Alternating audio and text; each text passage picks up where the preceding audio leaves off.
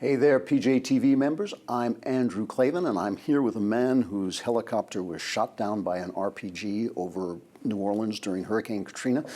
It's Bill Whittle. That's your story, right? That's my story. I'm sticking to it. All right, your topic today comes from Triforce. Is there such a thing as peace, and do we need it? Yes and yes. All right. I know I need some peace. That's certainly true. But the thing that's so interesting about this question is how do you actually achieve peace? And this is where we, once again, part company with our friends on the left. There certainly is such a thing as peace, and we know this to be true because for the enormous bulk of the American people, we've been at peace since 1945. I mean, you could make the case that with the exception of one day in September of 2001, the country's been at peace since 1865. Yeah, you sure could. Right? I mean, we haven't had our cities burned or bombed, or we've been at peace here in America. Yeah. And we send people over to fight in other wars, but generally, yes, of course, there's such a thing as peace. And we are so much a product of the peace that we've had for so long by the service of these veterans that we just take peace for granted. I think the thing that interests me about this question, though, is how do you actually achieve peace? Because you can achieve peace. We've proven it here. We've been at peace for a long time. We don't have to worry about our daughters being mortared on the way to school. And the lesson that some of us seem to have learned over history is that the way you achieve peace is by preparing for war. I mean, it's so obvious. The left sees it as a contradiction. It's not only not a contradiction, it's the absolute logical outcome.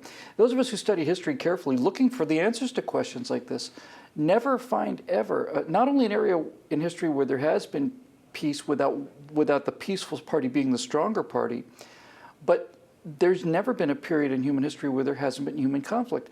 And to say that that war is a misunderstanding, that if we could just have a talk with ISIS, we could get it all sorted out, is profoundly disrespectful to them as people. Not that respecting ISIS as a person is high on my list of personal priorities, but it is systematic of the problem. By saying that this is a big misunderstanding, we're denying that they have their own legitimate goals and agendas and lifestyles that are equal to ours. When we say if we could just talk with them, what we're really saying is we could talk them out of their... What they believe. Out of their life, yeah. We could get them to go to Vegas and have a couple of shots and everything would be cool. When we talk about compromising with the enemy, when the progressives talk about compromising with the enemy, they don't really mean that they themselves, the progressives, would end up in burqas and that you'd have to pray to Allah 5-6 times a day and that you could never ever have another glass of wine in your life or go to Vegas. Those aren't the kind of compromises that the progressives are talking about when we talk about compromises. They're talking about them coming over to our side. It's profoundly disrespectful.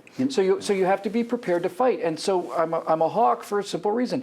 There's never been a period when people didn't fight. So if we're going to fight, I want to be good at it. If we're going to fight, I'd rather fight at the time of our choosing rather than theirs. And I'd rather fight them over there than over here. You know, it's funny, as a kid when I would watch baseball games, one of the things I noticed is that when a team was one run ahead, you look in the dugout and they were all happy and everything was great and things were going terrific. One run down and suddenly everybody's, grim and looking, We live so much in the present that we forget how we got here and how easy it is to let it slip away. And so when people sit around and they talk about, peace, give peace a chance, they forget that a policeman with a gun is guarding their town, that a soldier with a gun is guarding the policeman with a gun, that an army is guarding our borders, that missiles are...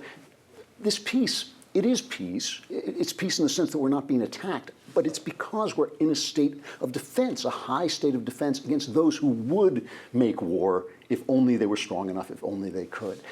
Every pacifist, to me, pacifism, and I say this, with regard to the Quakers, pacifism is not a moral stance. It only means that other people are going to die for you. It's only a sense of ignorance that what is happening in your little square of land is caused by what's happening in your little square of land instead of all the other things that are going around it. If your little square of land is peaceful, it's because 3 guys are down the block fighting for you or at least standing guard for you. And that's what bothers me about the concept of peace, is when it gets all kind of mystified and you forget all those people standing around us, guarding us and keeping the peace. One of the reasons that American Sniper is so devastating to the left is because it shows that the people who are fighting for our peace anyway are in fact the best of us, and they're fighting for the right reasons, and they are in fact sacrificing their...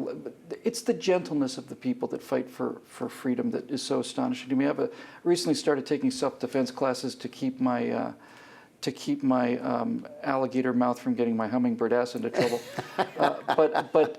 But basically, this guy's a hardcore former Marine, and he's the most gentle man Of course, ever, yeah, and they usually are. So the final thing I'll say about this whole thing about peace, I forget who it was. I need to find out the quote, but it was I think it was one of the Joint Chiefs. It was a military man, career military man, and this is my philosophy in a nutshell. He basically said, the day may come when the lion and the lamb lie down together in peace, but if that day ever comes, we'd better damn sure be the lion.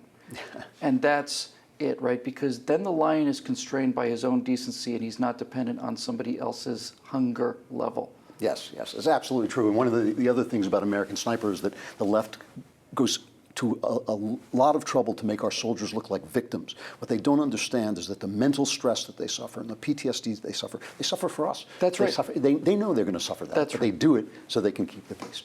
And that's all we have time for today. Let us know what questions you'd like answered by writing them below. And for Bill Whittle and PJTV, I'm Andrew Klavan.